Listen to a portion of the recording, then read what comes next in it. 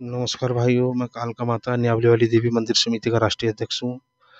आज हम उत्तराखंड के रानी के शहर में, जो कि पर्यटन नगरी के नाम से मशहूर है।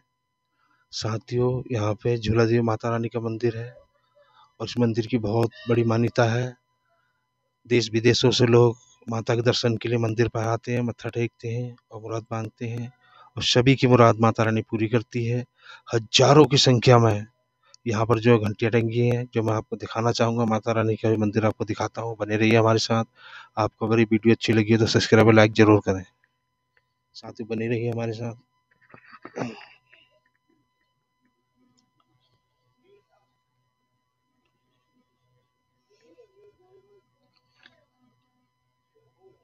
जैसा कि मैंने आपको बताया, हजारों की संख्या में माता का मंदिर पर घंटियाँ लगी हुई हैं, वहाँ आपको दिखाता हूँ।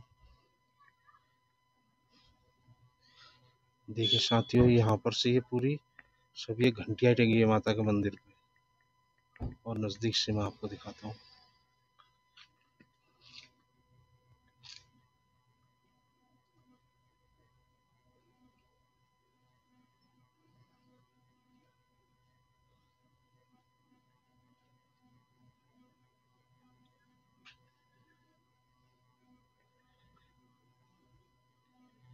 देखिए साथियों, हजारों की संख्या में घंटी यहाँ पर टंगी हुई है। देश विदेशों से लोग माता के मंदिर पर प्रार्थना लेके आते हैं, मुराद मांगते हैं। सभी की मुराद माता रानी पूरी करती है। ये माँ झूला देवी माता का मंदिर है, क्योंकि मैं आपको दिखा रहा हूँ। और बने रहिए हमारे साथ, जुड़े रहिए। ये झूला देवी माता का रानी का मंदिर है। देखिए साथियों,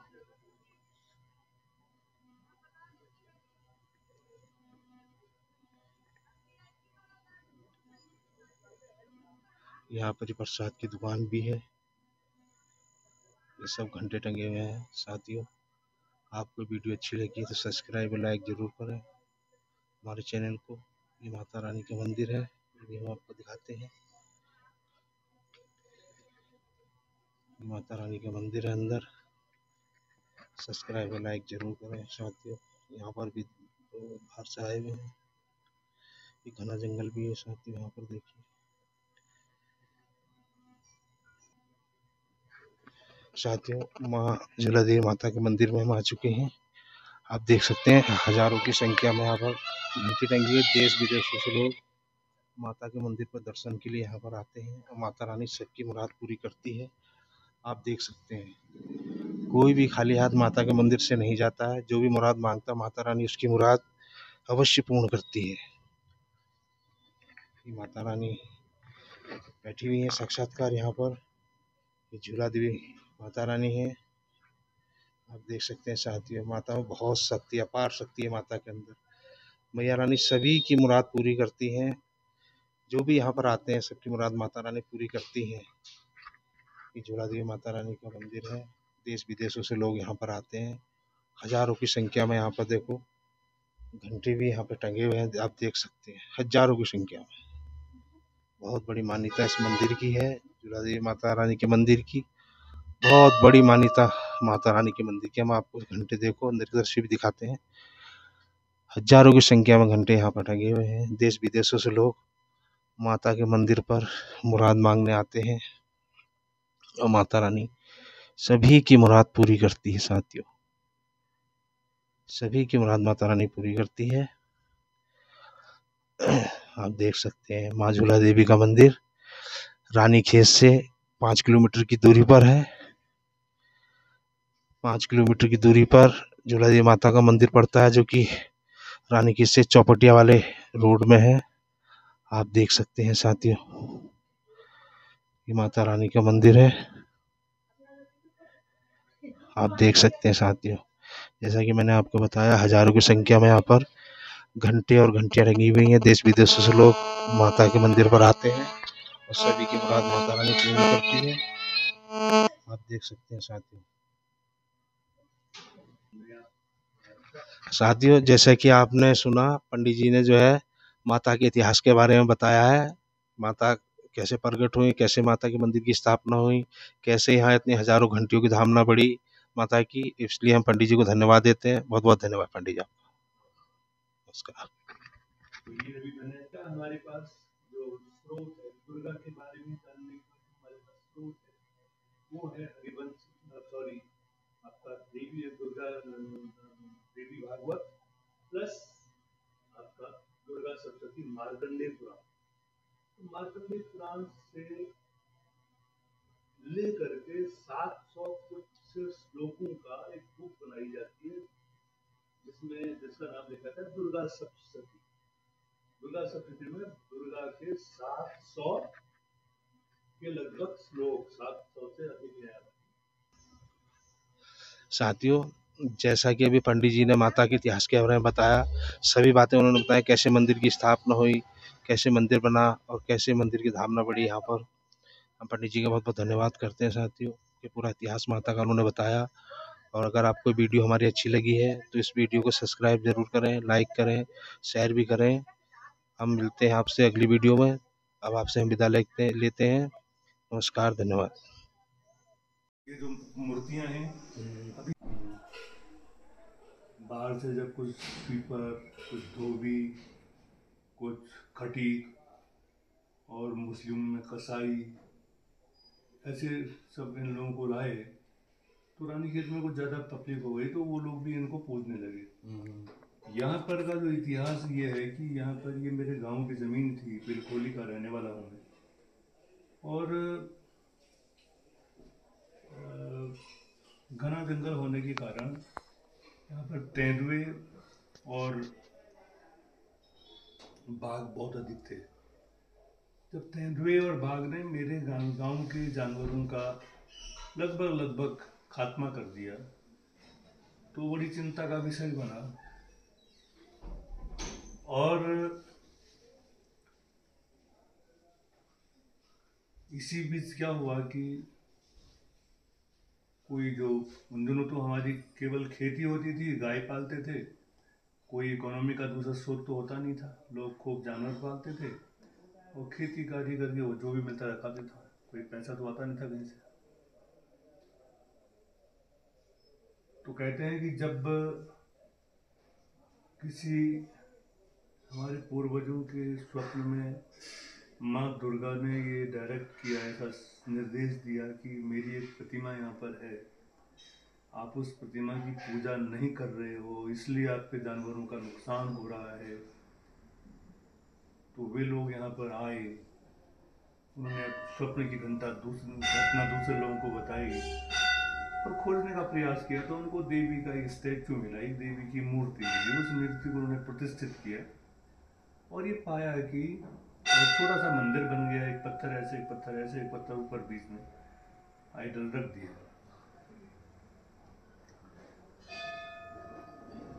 उसके बाद ये हुआ कि जो लेपर्ड और टाइगर के द्वारा उनके जानवरों का नुकसान हो रहा था वो रुक गया। ये छोटे से मंदिर के प्रति गांव वालों की बड़ी ही आस्था प्रबल हो गई। वे नियमित रूप से यहाँ पर आते, दिया बत्ती जलाते, पूजा करते, पूजन करते, भोग लगाते। ये केवल मेरे गांव का मंदिर था, पिलखोली का, और उनकी जमीन थी इधर में। उस समय तो ऐसा था कि जहां तक जिसने घेर लिया लगान देते थे, राजा को लगान दे दिया, हो गया, उसमें छुट्टी हो गई। तो मेरा गांव यहीं पर पड़ता है तो ये सारी एरिया मेरे गांव वालों के अंदर लगती है। तो जहाँ पर थोड़ा मैदान होता था, कुछ अपनी और परिश्रम करके खेत बनाया, उसमें कुछ बो दिया। उस समय आजकल की तरह ये उत्पाती बंदर नहीं थे, उस समय ऐसे लंगूर नहीं थे। तो पहाड़ में रहने वाले लंगूर और बंदर थे, बहुत डरपोक होते थे, बस्ती के आसपास तो ये आते ही नहीं थे, और कभी आ भी गए तो एक पत्थर उठा दो, जरा सा नुकसान करेंगे, एक आध फल तोड़ के, फिर वो दूर भाग जाते थे। पत्थर दिखाते ही इतनी दूर जाते थे। तो जमीन वमीन करते थे, कृषि हमारी इधर में खेती थी। तो माँ ने फिर एक दफे जब ऐसा हुआ कि यहाँ पर पूजा वूजा चल रही थी, बच्चे, बहुत छोटे बच्चे, मैं तो नहीं कहूँगा, ऐसी धारणा थी कि वे छोटे बच्चों को पकड़ लेगा, छल लग जाएगा, तो बड़ी प्रॉब्लम होती है उसमें जब बच्चे को छल लग जाता है। ऐसा विश्वास था लोगों का कि बाहर निकालने का मतलब है कि भूत चिपक जाएगा। तो बच्चे से ज़्यादा बड़े बच्चे, टीनेजर से ज़रा छोटे, वे बच्चे जब बड़े बड़े लोग पूजा कर रहे थे तो छोटे बच्चे किसी पेड़ की डाल में झूला डाल के झूला खेल रहे थे। और जंगल में उस समय मनोरंजन का बच्चों के लिए इससे अतिरिक्त तो और कोई साधन हो भी तो नहीं सकता था। तो कहते हैं कि माँ ने फिर उन्हीं पूर्वजों में किसी को ये निर्देश दिया कि आपके बच्चे तो झूला खेलते हैं, मेरी प्रतिमा को आपने नीचे रखा है, मेरी भी इच्छा है कि मैं भी झूलूं। उसी प्रतिमा को किसी प्रकार हिंडोले के आकार में लटका दिया गया। उस दिन से इनका नाम झूला देवी पड़ गया। छोटा मंदिर, इनकी शक्ति से प्रभावित होकर के मेरे गांव के इर्द गिर्द जितने और गांव थे उन्होंने भी इसे अपना कुलदेवी बना लिया। प्रभाव बढ़ता गया। रानीखेत जैसे में रानीखेत बन गया। रानीखेत में जो अंग्रेजों के द्वारा लाई गई जातियां थी वो भी आके रहने लगी। वे इनको पूजने लगे, हिंदू कम्युनिटीज, सनातन धर्म को मानने वाले लोग वो पूजने लगे, तो इनके फॉलोअर और बढ़ गए। यहाँ पर क्या था कि जिसकी भी मनोकामना पूरी होती थी, यदि वो मांसाहारी होता था वो बलि देता था। मनोकामना पूरी हुई, बकरा लिया, निश्चित तिथि मुकर्रर की, यहाँ पर बलिदान कर दिया। बकरे का सर और उसकी पूंछ उसके मुंह के अंदर फंसा करके उसके ऊपर एक दिया जला करके जहाँ पर से अपने मंदिर में हाथ जोड़े थे वहीं पर रख देते थे। ये सारा रथ था। अभी मेरी उम्र 71 साल की होने वाली है। मैंने खुद इसको रफ देखा था, पूरा मिट्टी मिट्टी मिट्टी होती थी इसमें। फिर पिताजी माताजी हम लोग मिट्टी लाते और मिट्टी से वो खून को ढक देते थे। फिर भी मंदिर के भीतर एक अजीब दुर्गंध थी।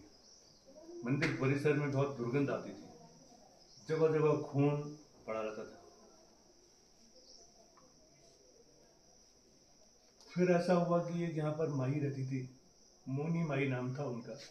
मेरे ख्याल में ये घटना होगी 1945 से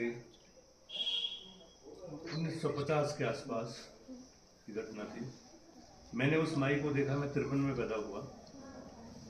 तो वो जो माई थी,